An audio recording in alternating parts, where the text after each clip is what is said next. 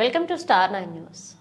ప్రకాశం జిల్లా పెద్దదోర్నాల మండలం పరిధిలో క్రిస్టియన్ ఫాస్టర్స్ మరియు ఇవాంజిస్టుల వెల్ఫేర్ సొసైటీ ఆధ్వర్యంలో స్థానిక చర్చ్ ఆఫ్ క్రైస్ట్ చర్చ్ ఆవరణంలో రెవరెండ్ డిపి ఏసయ్య, రెవరెండ్ ఫాస్టర్ ప్రభుదాస్ ఆధ్వర్యంలో ముఖ్య ప్రసంగికులుగా రెవరెండ్ తెనాల రవీంద్రబాబును ఆహ్వానించారు. ఈ కార్యక్రమంలో సెమీ క్రిస్మస్ కేక్ను కట్ చేసి సంబరాలు చేసుకున్నారు.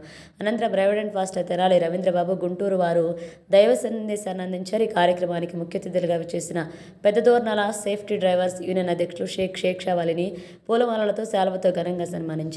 అనంతరం ఒకరికొకరు సెమీ క్రిస్మస్ శుభాకాంక్షలు తెలియజేస్తున్నారు. ఈ కార్యక్రమంలో పెద్దదోర్నాల ఫాస్టర్స్ యూనియన్ సభ్యులు దర్శనం సుధీర్ బాబు, మండల పరిధిలోని ఫాస్టర్స్, అనంతరం ఫాస్టర్స్ యూనియన్ సభ్యులు పాల్గొన్నారు.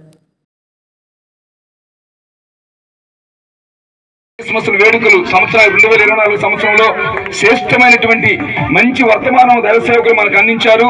ఇదంతా ప్రోత్సాహంతో నిద్రపోయే బతుకులకు దేవుడు సువార్త చెప్పడు. నిద్రపోయే బతుకులు అనగా నిద్రపోవటం అంటే మీరు అనొచ్చన్నా, ఏం నిద్రపోకూడదా? నిద్రపోవటం అంటే దేవుడి చిన్నబడి సమయం 8 గంటల నిద్రపోవటం కాదండి. కుటుంబ వ్యవస్థను కాపాడుకోవడం చేతగాక మెలకులేని బతుకులు అలా ఉంటాయే. ఈ కొళ్ళు కాపలు ఉన్నారే, వాళ్ళు రాత్రిపూట ఊరంతా నిద్రపోతుంటే తమ మందని కాచుకుంటున్నారంట. అంటే కుటుంబం పట్ల బాధ్యత ఉండాలి. కట్టుకున్నటువంటి భార్య, కన్న బిడ్డలు, బ్రతుకులు ఈ పోగుచుకొని బాధ్యత ఉంటే దేవుడు సమాచారం ఇస్తాడు. కుటుంబం చిన్న భిన్నం అవుతుందా, కుటుంబం నాశనం అవుతుందా, కనీసం పట్టించుకొని నిద్రపోతులకి దేవుడే సమాచారం ఇస్తాడండి. ఇక మెలకు అంటే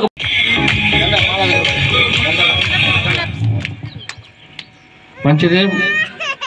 మరి మన ప్రభు ఇక్కడ కావాలని పిలుచుకున్నాడో ఏమో, నాకు చాలా ఆనందంగా ఉంది. ఈరోజు మీ ముందు ఇంత అసలు వస్తానని ఊహించలేదు. నాకు తెలిసిన ఇంతమంది ఫాస్టర్ల ముందు ఈరోజు వచ్చి నేను ఇంత సన్మానం చేయించుకొని మీ యొక్క దీవెనలు నేను స్వీకరిస్తానని అస్సలు ఊహించలేదు. అలాగే మీ ప్రార్థన, మీ యొక్క దీవెనలు నాకు అలాగే ఉండి ఎన్నో సేవా కార్యక్రమాలు చేయాలని మీరందరూ నన్ను ఎదగాల్సిందిగా కోరుతున్నాను, ఆశపడుతున్నాను. ఎప్పుడైనా నాకు తెలిసిన వాక్యం ఒకటే,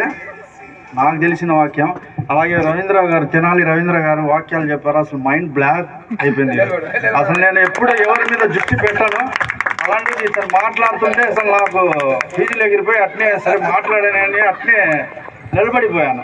ఒక్కొక్క పాయింట్ చెప్తుంటే అసలు ఆ పాయింట్ డైరెక్ట్ నాకు మనసులోకి దూరిపోయింది. అసలు మామూలు పాయింట్లు చెప్పలేదు. అలాంటి రవీంద్ర గారిని చాలా కృతజ్ఞతలు. ఇలాంటి సమయాన్ని నాకు కేటాయించినందుకు డిపి మామ చాలా కంగ్రాచులేషన్ తెలుపుతున్నాను. మనిషి ఎలా అయితే పుడతాడో అలాగనే చనిపోతాడు.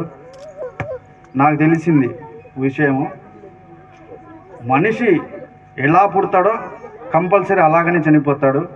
పుట్టినవాడు జన్మించ తప్పదు, జన్మించినవాడు పుట్టక తప్పదు. అలాగే వచ్చేటప్పుడు ఏం తీసుకురాలేదు, పోయేటప్పుడు తీసుకుపోయేది ఏం లేదు. మనలో అందరిలో ప్రేమ అభిమానం పెంచుకోవాలనేదే నా ఉద్దేశం. ఈ అవకాశాన్ని